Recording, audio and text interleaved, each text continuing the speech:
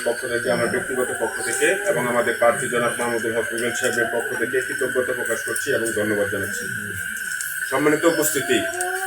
আজকে আপনারা লক্ষ্য করবেন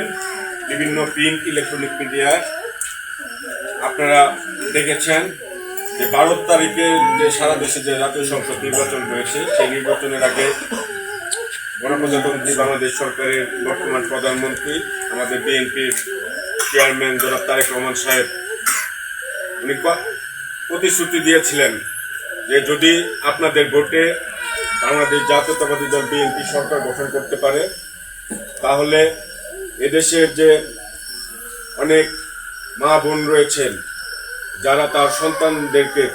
3 বেলা 3 মুঠো খাবার দিতে পারে না, অনেক মা রয়েছে যে মায়ের সন্তানটা রাতে খেতে না পেরে ক্ষুধার জ্বালায় ছটফট করে, অনেক মা রয়েছে তার সন্তানটাকে অভাবের কারণে স্কুলে পাঠাতে পারে না,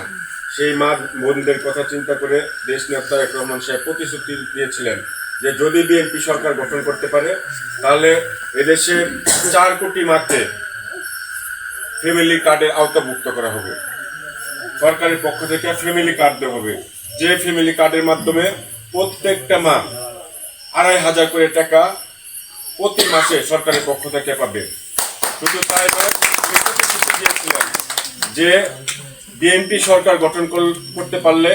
এই ফ্যামিলি কার্ডের মাধ্যমে